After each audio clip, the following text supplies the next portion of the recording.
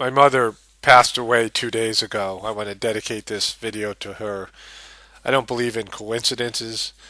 I believe that there is a plan or a script, and the events unfold in a certain way. We have freedom of choice, but there's already a prescribed script. I think if you have the analogy of, say, a video game, where you can make choices in the video game, but there is a linear um, progression in the video game that you can't escape.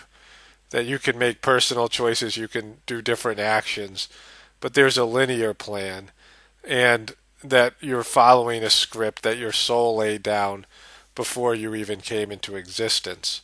There's confirmation for me in this, feeling a very strong connection to my mother while I make this video. I feel like I get instructions to, and I am ordered to make these videos from within and above. Certain things will happen in my life. It could be comments that were made on another video, and ideas will come, and these whole video narratives sort of unfold inside my inner condition, and they find some way, some part of the order of videos that I make. And I've been wanting to make this video now, I believe, for over a month. And then when it came time for me to make this video, and I started to do research about Jesus and the Bible, my mother was in her last days on earth. I felt very connected to her. My mother has been severely ill and in great pain for the last 20 or 30 years of her life. She was in a wheelchair even 8 years ago. I have pictures of my children pushing her along the boardwalk of a beach where she lived in Boca Raton, Florida. A very special place for me. We used to visit my grandparents there when I was a child. My mother eventually went to live there with my grandmother, who lived to 98 years old. And my mother was just in severe pain, and she had been in pain for so many years. And she's been talking about wanting to die now for a number of years just because of the physical pain. Very spiritual person, somebody who was a devout Catholic her whole life, and eventually actually did some of the spiritual practice that I do, which was just a real blessing for me. I was very grateful for this. My mother coming and participating in some of the activities. It's a meditative practice. It's a Raja Yogic practice where we meditate on divine light within our hearts. My mother attended a spiritual gathering, and she started her practice with a very nice person who lived in Boca Raton, Florida, with her. And this person is now here in India. The woman that my mother started my spiritual practice with, is here in India with a number of older women that knew my mother. So they all came to India about a week ago, and we were talking about my mother. She was on my mind quite a bit. And then I was doing the research for this video, and then her physical condition took a really dire turn. And my sister emailed me and said, our mom's in her last hours. But there was a time difference, and I was having a very restless night of sleep, not aware of my mother's condition, but somehow connected to her. As she passed away, I didn't sleep the whole night. I was very restless, very agitated. I was in some physical pain. Didn't know why I was having such a bad night, and then we received the news the next day. So for me, there's no coincidences here. It's just if the chances of people who knew my mother being here in India the week in which she was passing, I was able to tell them, and they were able to pray for her. And just me doing research on the Bible and Jesus, and my mother, again, was such a devout Catholic her whole life.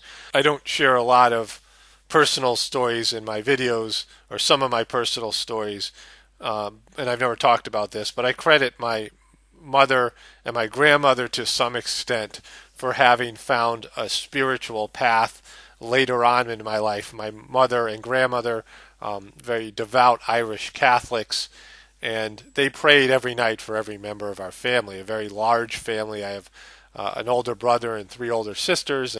There's a total of 15 grandchildren, so just a very big family, but my grandmother and mother did the rosary every night and did a lot of prayers. I know about the power of praying. From time to time, one of our video viewers will leave a comment or send me a message saying that they're in an abusive situation or they're dealing with stressful circumstances of one kind or another, some sort of traumas happening in their lives.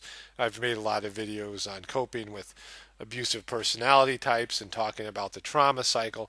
So once in a while we get someone who writes and they're in some really difficult circumstance or situation, and my wife and I will pray for them. I'm very aware of the power of prayer, witnessing the power of prayer in my own life, in the lives of other people that I've been close to.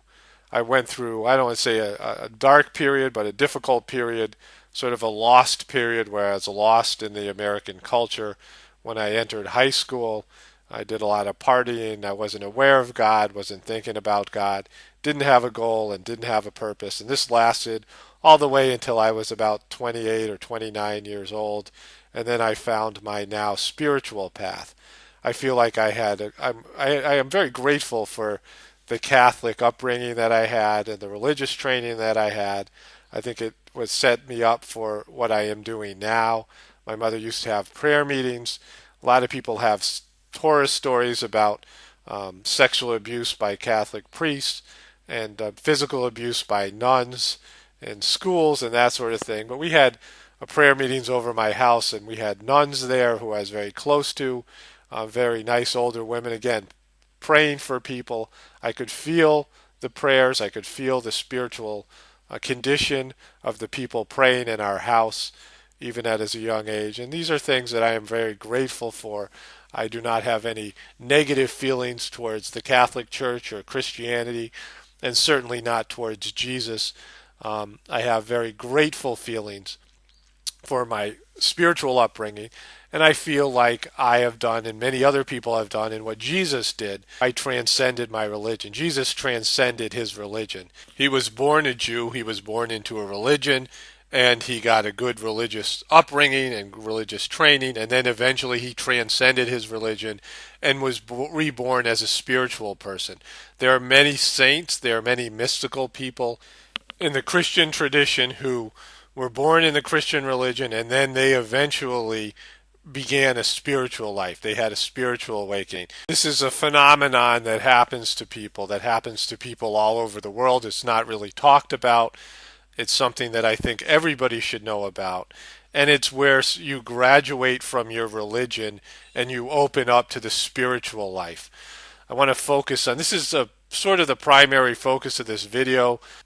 It focuses on two of Jesus' teachings, one where he said, the kingdom of God is within you, and another teaching where he says, don't hide your light under a bushel.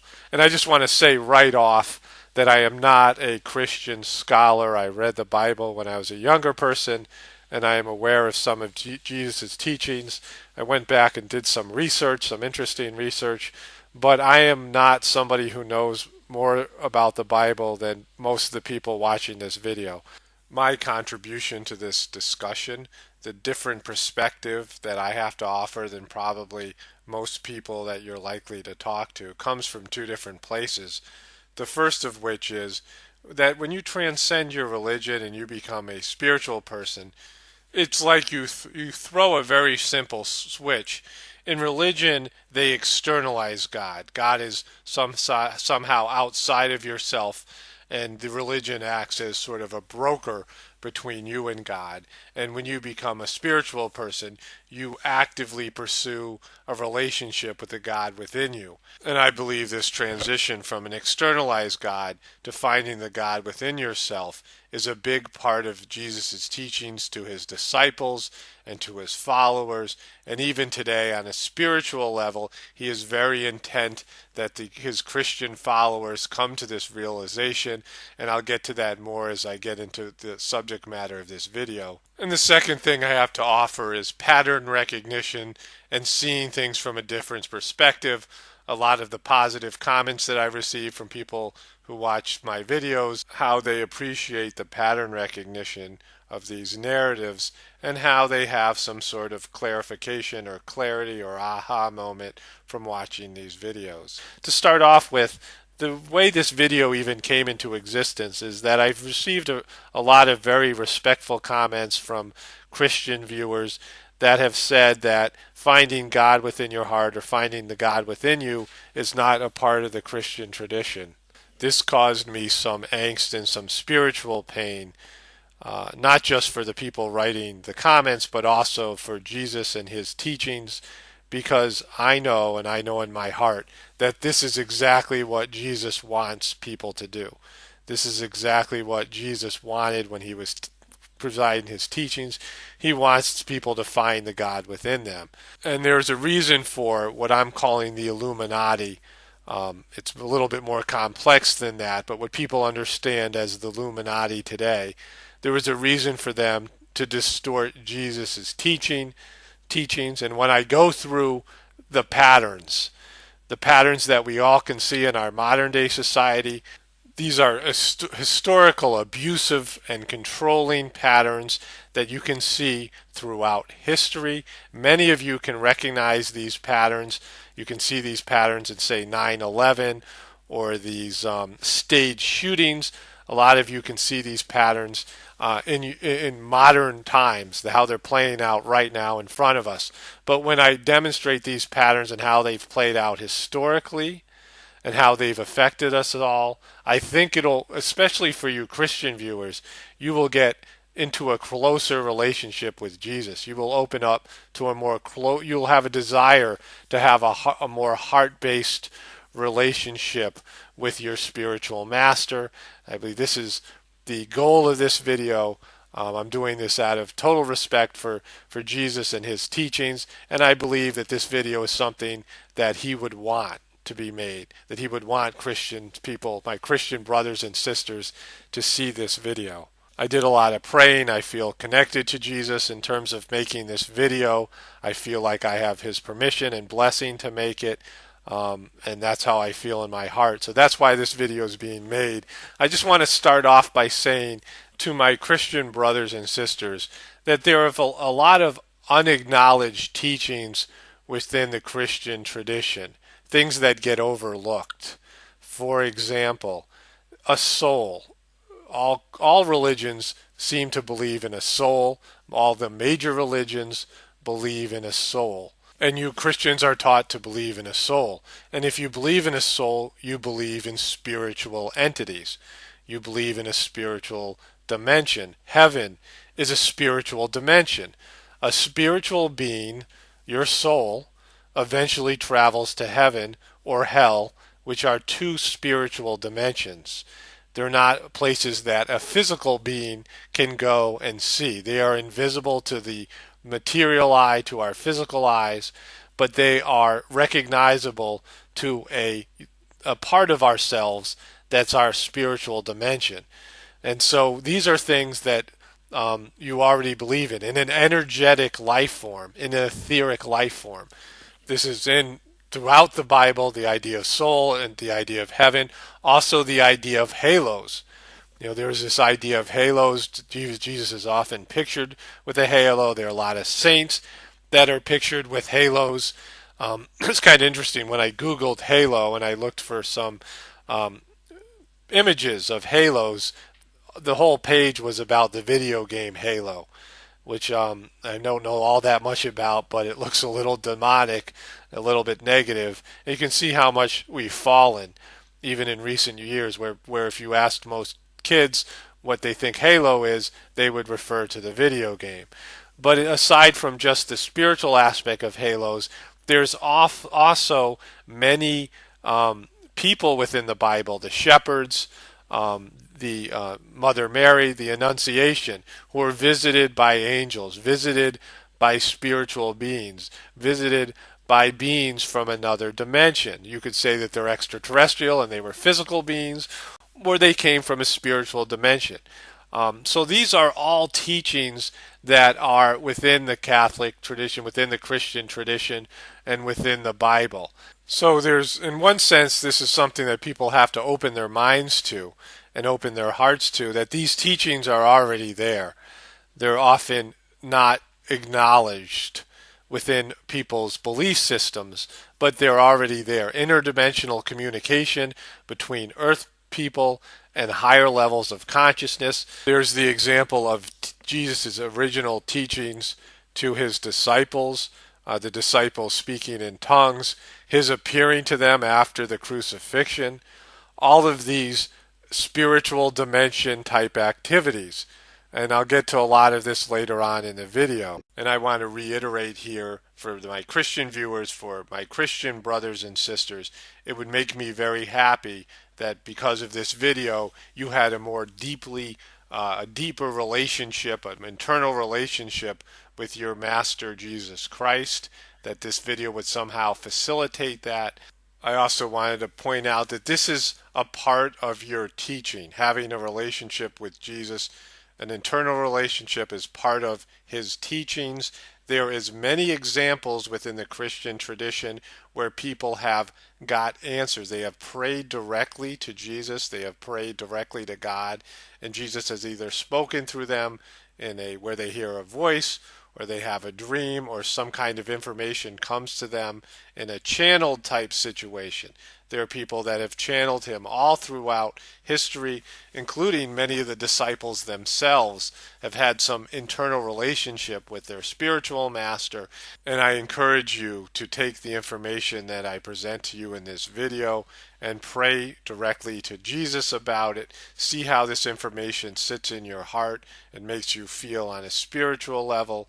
I'm going to come back to this. I'm going to re-emphasize this point later on in the video, and I'm going to give a technique, a prayerful technique that will hopefully help you have a deeper connection with Jesus and be able to see if this information is something that you feel like he agrees with. So I just want to take this in a different direction for a little bit and talk about how some of these teachings have been distorted, and talk about the Illuminati, or what people call the Illuminati today.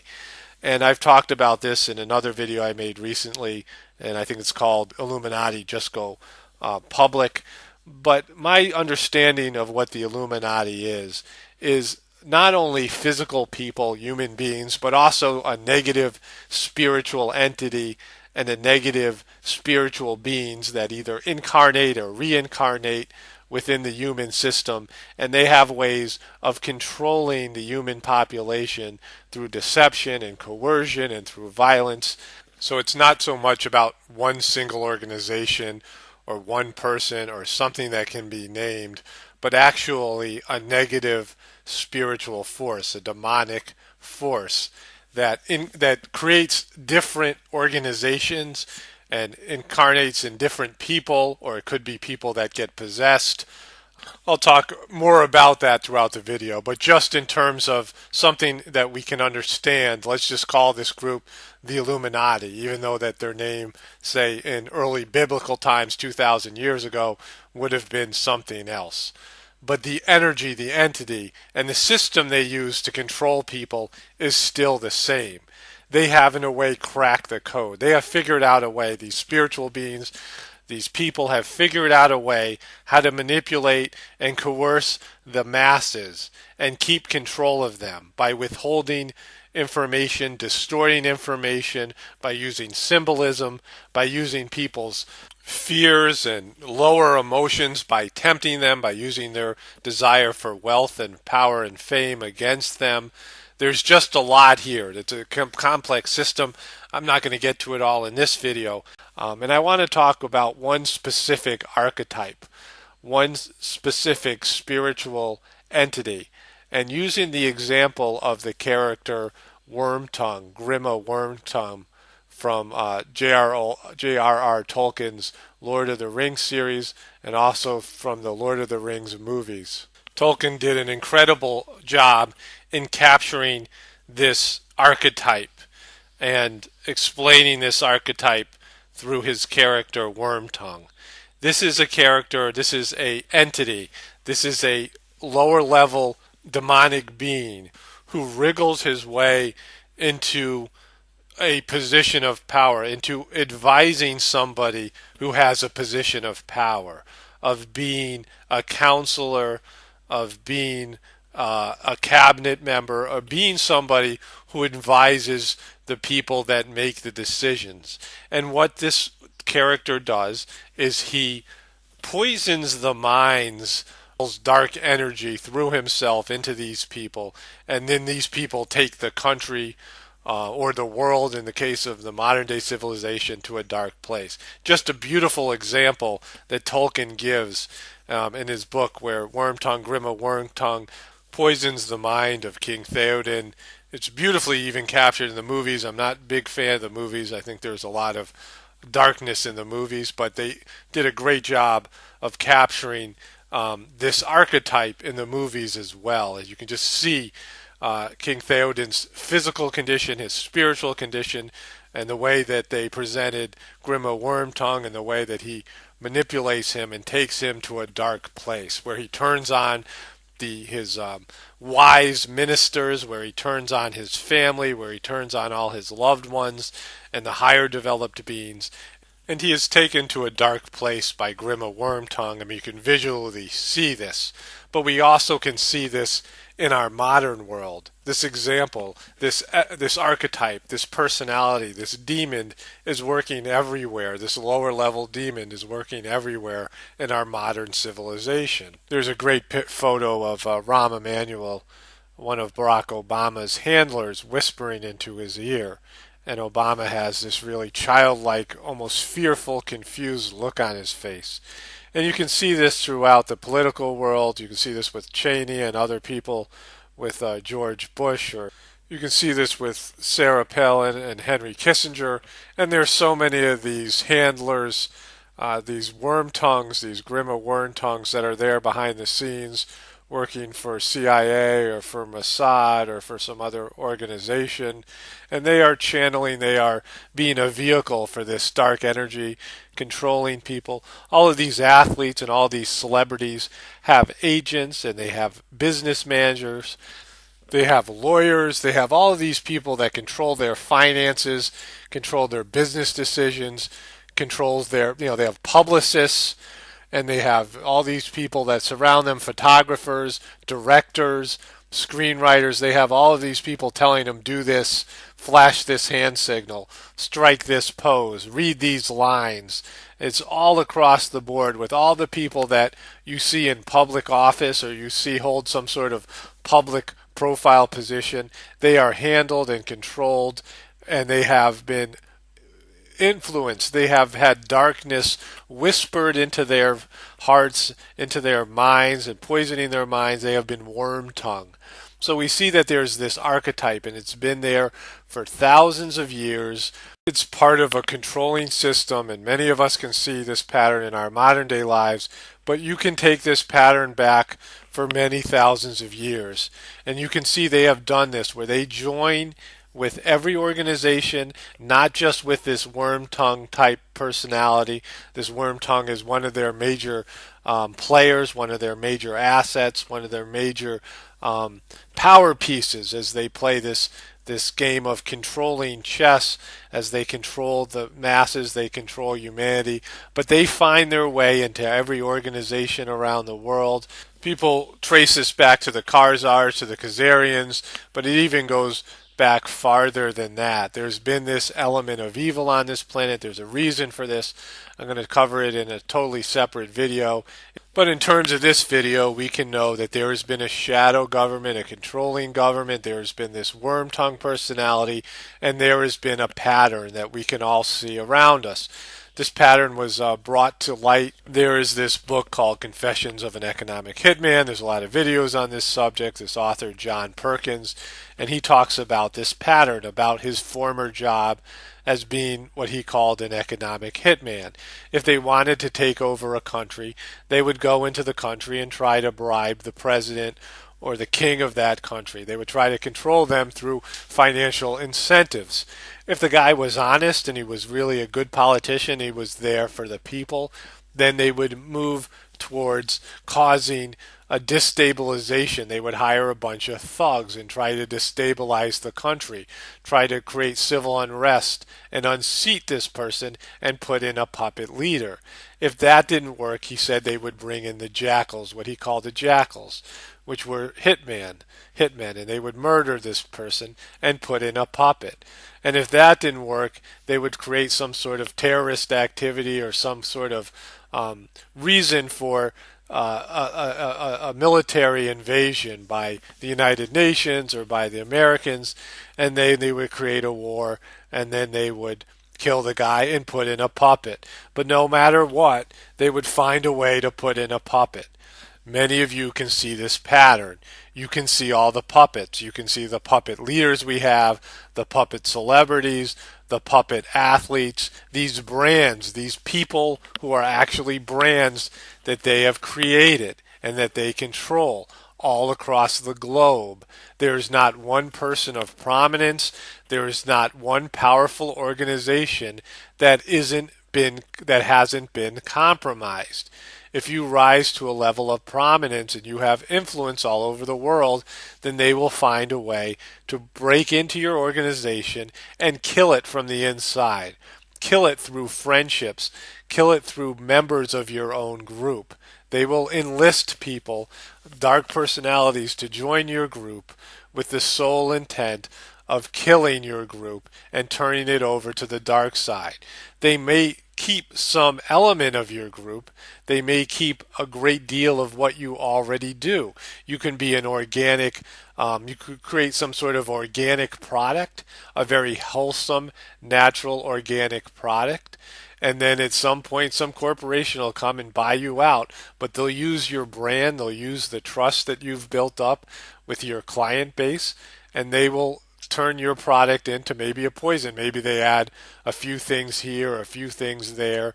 But again, it's no longer the same wholesome product that you once sold to people. They might keep 90% of what you did with the product, 90% of your brand, but it's this 10% of poison, of disinformation or whatever.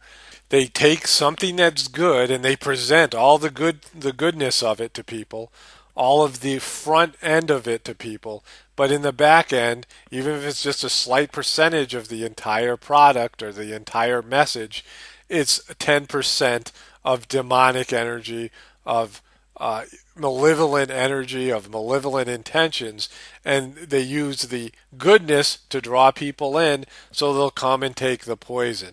And this is how the dark forces have weaseled their way into positions of power and ruled the world from the shadows. Only a small percentage of people doing this, a small percentage of really wealthy, powerful people who have been influenced by the dark forces, who are under the spell of the dark forces. Some of those are interplanetary dark forces. They exist on other planes of dimensions and other fields of activity. Okay, I think most of you can recognize this pattern. You can see how it plays out in front of us all. So let's take this back 2,000 years and the time of Jesus Christ. God has sent people to this planet. Higher developed spiritual beings with spiritual talent have come down to planet Earth time and time again. And they come to planet Earth and they start uplifting the people around them. They are often come down with a soul family of higher developed beings, disciples, and so forth, well-wishers, and they create a system that helps people connect to the God within them and to purify the human race, to bring them to a higher level of consciousness, to bring them to a state of love, to pull out of them their godly tendencies, their higher character qualities, their ability to love, their ability for compassion, their ability for sacrifice and serving other people. And we saw this example with Jesus Christ.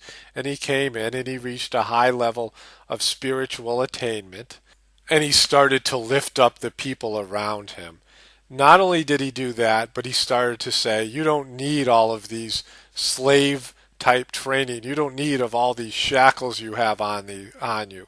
All you need is the God within you. The kingdom of heaven is within you. I'm going to cover this a little bit more later in the video. But finding the God within your heart is the scariest thing out there to these other malevolent presences. Think about a world where everybody could connect to infinite amounts of love in their hearts, and they no longer needed all of their desires, all of their consumerism, What would happen to all the economies and all the addictions that people are controlled with? What would happen to all of our slave jobs? What would happen to the world around us? What would happen to our dark leaders that use coercion and manipulation and force to control people? Their world would collapse. They would disappear from this planet. So they can't have that. And Jesus did things like turned over the money changing tables in the temple, and he was telling people the truth. And both the Romans and the Jewish hierarchy, the leadership, who were controlled by worm tongue. He was blasting out the shackles. He was destroying the shackles and filling people with light who had been filled with darkness by the worm tongues and the secret organization, the Illuminati. Let's call him the Illuminati just so that we can have a sense of it. This secret organization that was infiltrating all the powerful organizations of the time. And he was destroying all of their work. And they couldn't have that. You can see why they couldn't have that. They couldn't have somebody putting real light into the hearts of the people that they control, because they no longer would be able to control the people. They would be extinguished from the planet. So they had to kill them. Do you see this? For their very survival, they had no other choice but to kill this godly person. They were going to be wiped out. Their way was going to end if this person's message caught on. They knew they couldn't bribe him. Really can't bribe somebody of a high spiritual, who has high spiritual attainment, because what does he want with material wealth? A person that is connected to the God within them on such a deep level begins to have an aversion to material wealth and power. And he wasn't going to stop. He wasn't going to stop telling people the truth. He wasn't going to stop illuminating these people and bringing light into their hearts and their minds. He wasn't going to stop teaching them how to connect to the God within them, to connect to the kingdom within them. He wasn't going to stop. He was going to keep on going. There was going to be more and more followers. More and more people were going to wake up.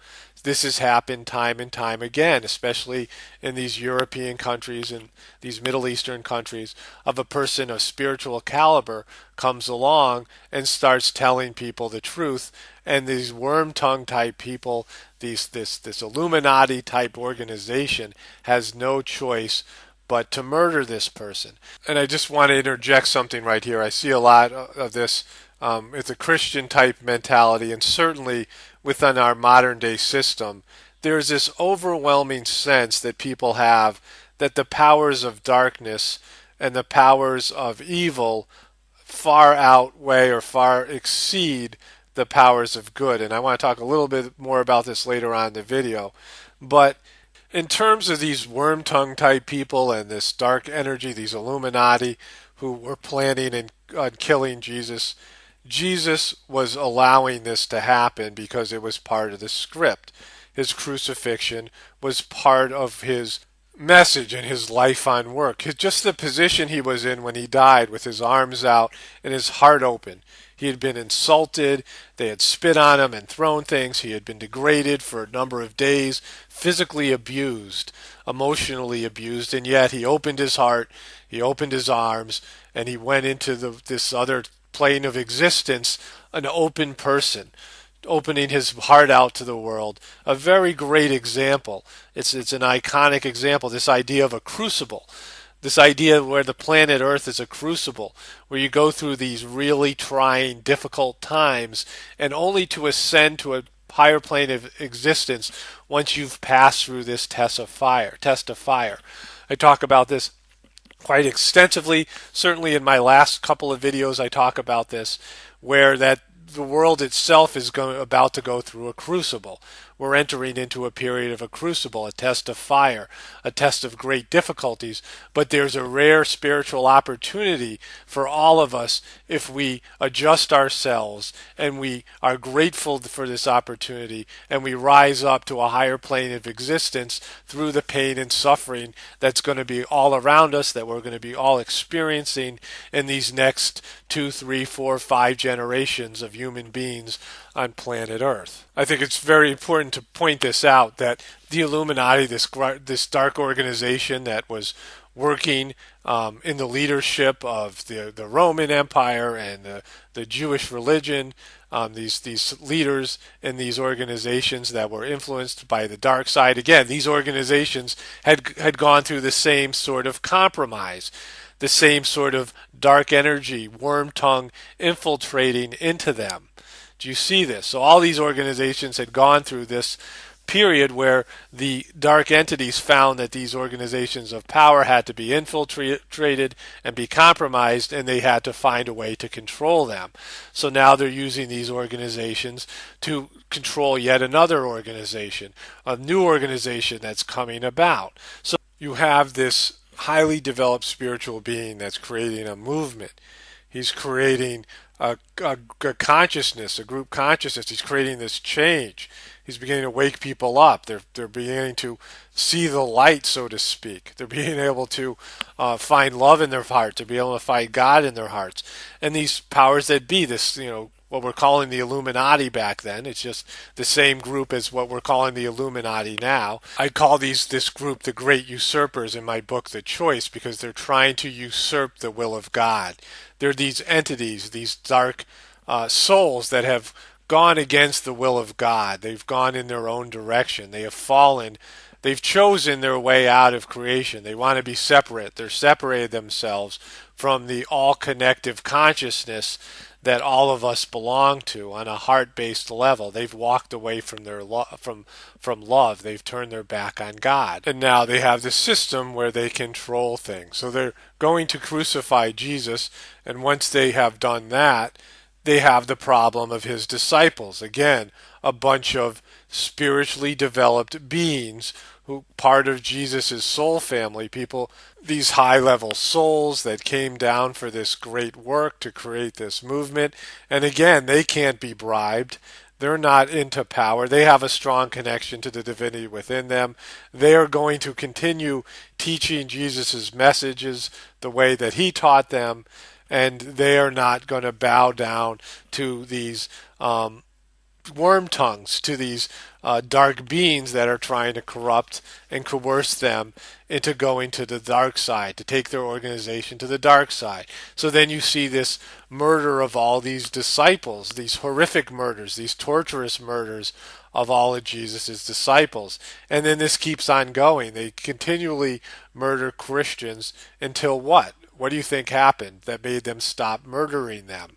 At some point, there was a compromise. At some point, these worm tongues infiltrated into the Christian leadership. I'm sure a lot of you can probably tell me when that is. You can probably trace it back because you have a better understanding of this story. You're more knowledgeable of the events. I'm just displaying a pattern here of something that I know has happened. And you can leave a comment and talk about the exact time that there was this transition. There's probably a lot of periods of transition where you can see worm tongue getting a hold of the Christian leadership, getting a hold of this organization. And so there was this infiltration of this Christian organization in the early days. This happened time and time again as the centuries went on, and they gained some inner control of this organization. Many of you already know about and talk about a lot of these esoteric splinter organizations that sort of split off from Christianity, the Jesuits, the Rosicrucians, the Knights Templars, and some of these other organizations, I guess the Freemasons, and even the Illuminati. And many of you already know about these organizations. But right from the get-go, when Christianity was being formed, years after Jesus' crucifixion, there was this infiltration.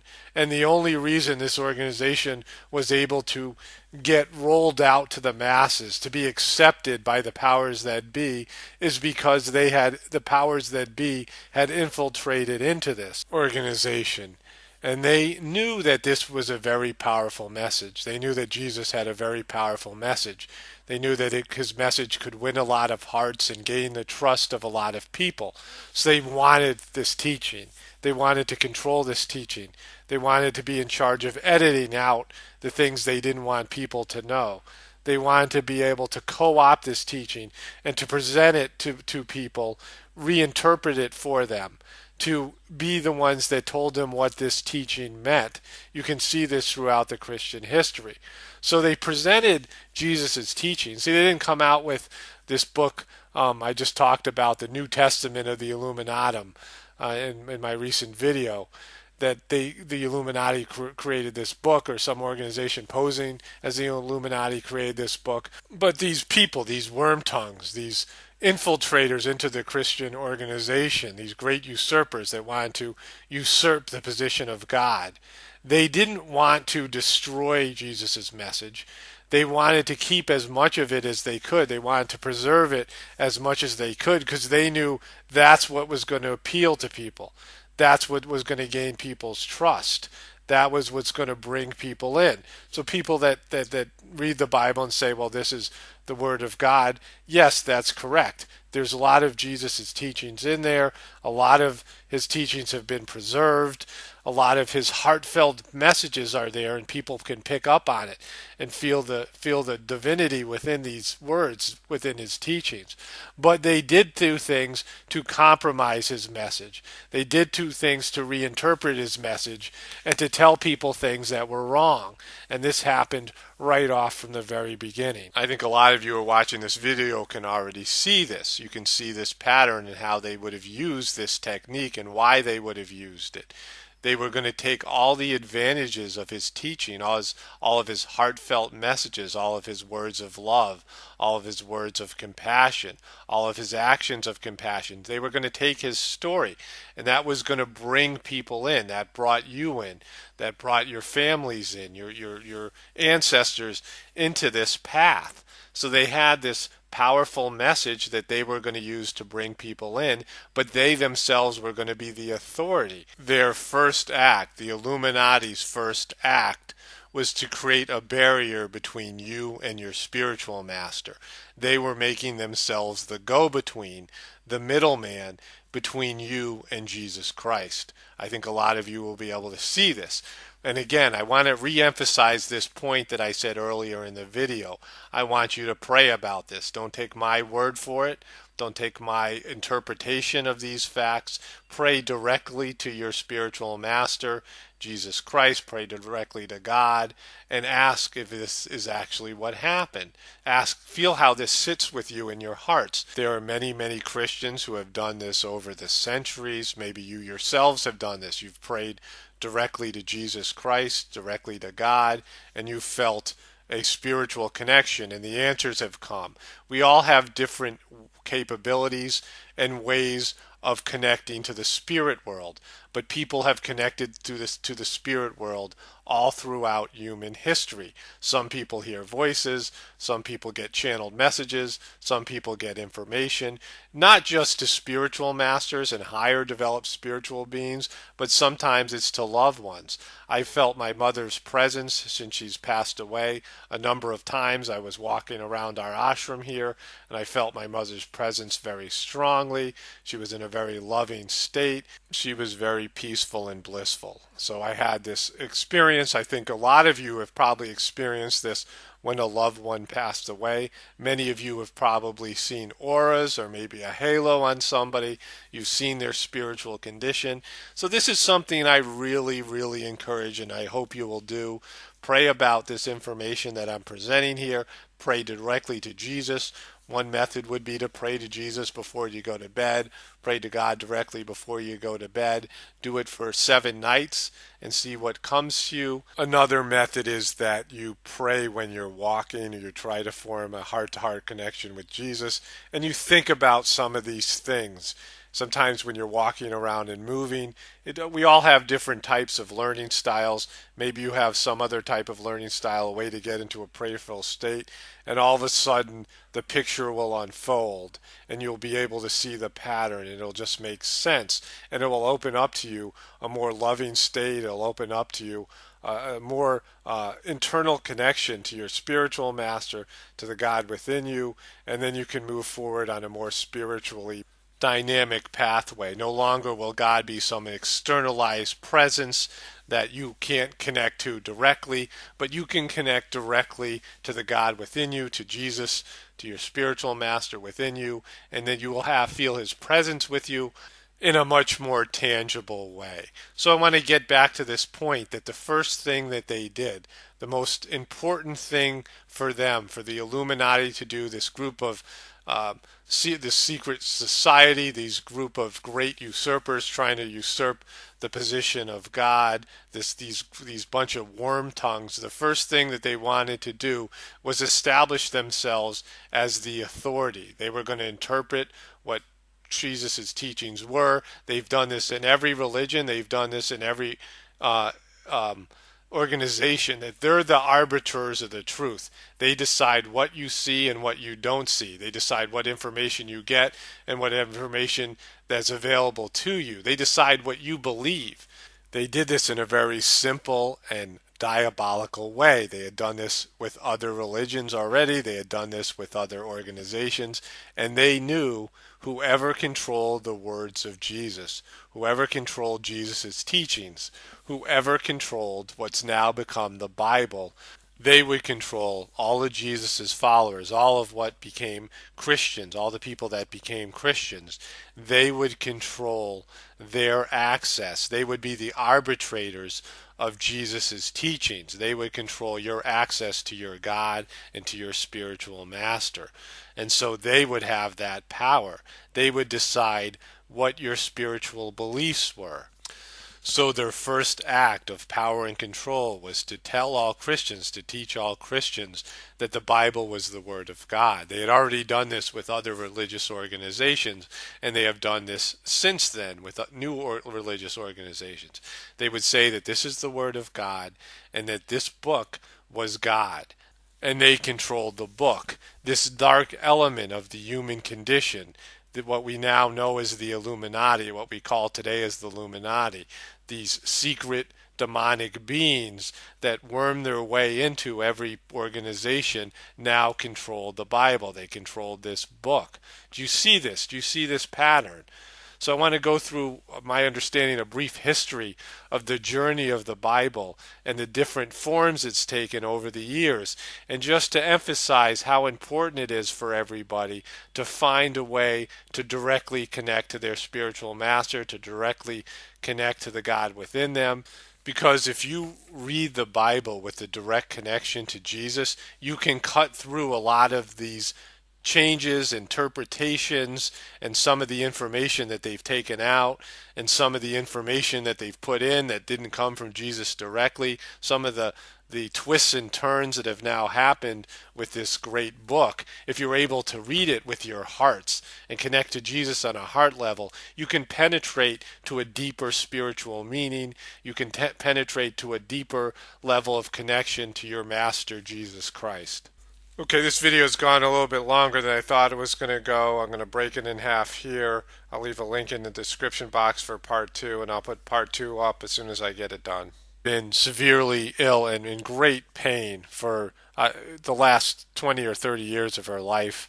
She was in a wheelchair even 8 years ago. I have pictures of my children pushing her along the boardwalk of a beach where she lived in Boca Raton, Florida. Very special place for me. We used to visit my grandparents there when I was a child. My mother eventually went to live there with my grandmother, who lived to 98 years old. And my mother was just in severe pain, and she had been in pain for so many years.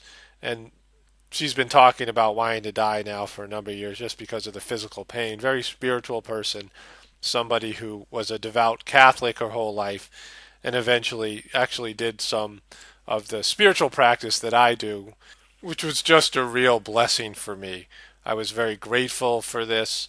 My mother coming and participating in some of the activities. It's a meditative practice. It's a Raja Yogic practice where we meditate on divine light within our hearts.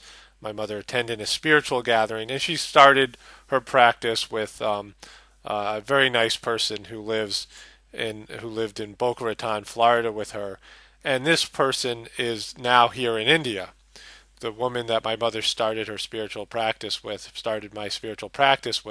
is here in India with a number of older women that knew my mother. So they all came to India about a week ago, and we were talking about my mother. She was on my mind quite a bit.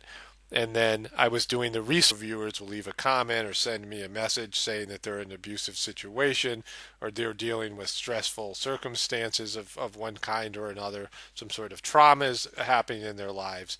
I've made a lot of videos on coping with abusive personality types and talking about the trauma cycle. So once in a while we get someone who writes and they're in some really difficult circumstance or situation, and my wife and I will pray for them. I'm very aware of the power of prayer, witnessing the power of prayer in my own life, in the lives of other people that I've been close to.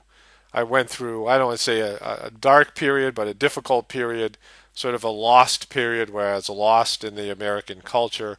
When I entered high school, I did a lot of partying. I wasn't aware of God, wasn't thinking about God, didn't have a goal and didn't have a purpose. And this lasted all the way until I was about 28 or 29 years old. And then I found my now spiritual path.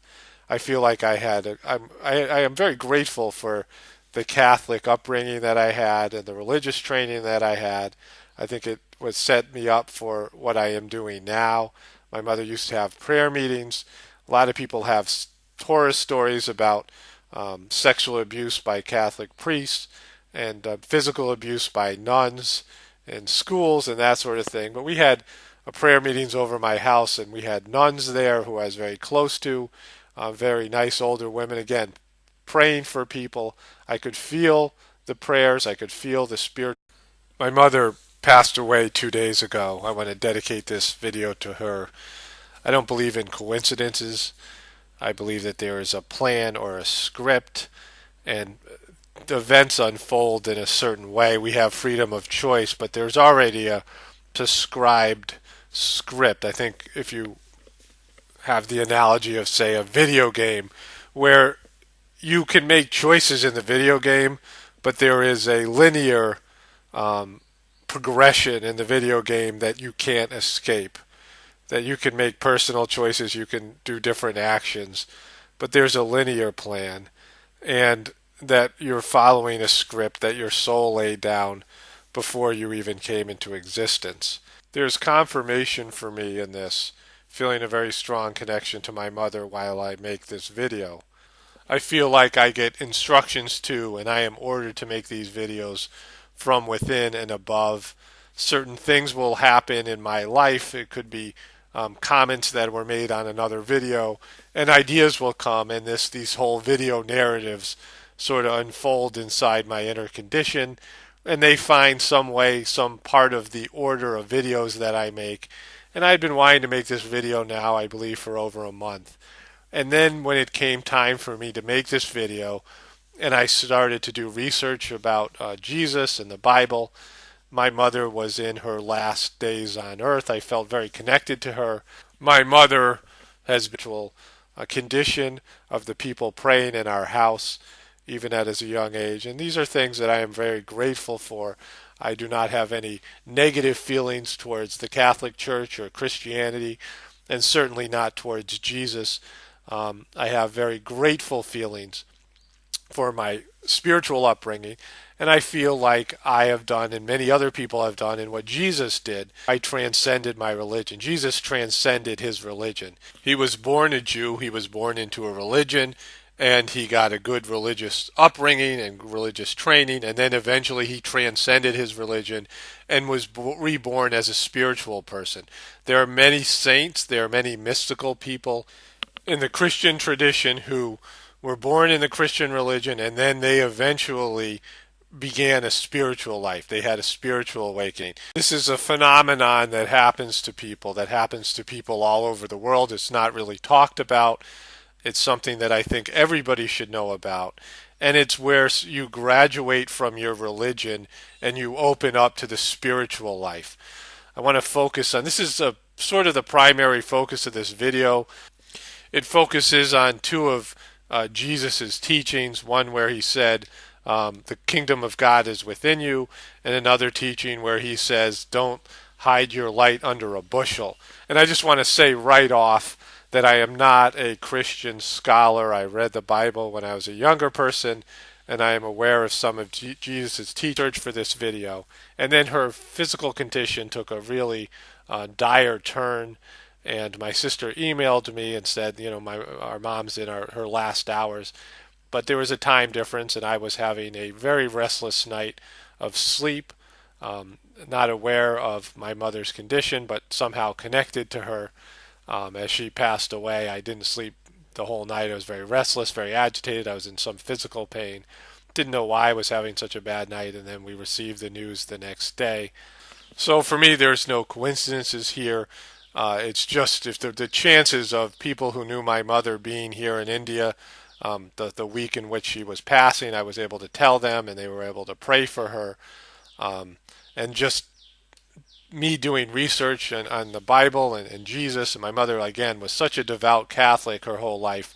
I don't share a lot of personal stories in my videos, or some of my personal stories, and I've never talked about this, but I credit my mother and my grandmother to some extent for having found a spiritual path later on in my life. My mother and grandmother, very devout Irish Catholics, and they prayed every night for every member of our family, a very large family. I have an older brother and 3 older sisters. There's a total of 15 grandchildren, so just a very big family, but my grandmother and mother did the rosary every night and did a lot of prayers. I know about the power of praying. From time to time, one of our video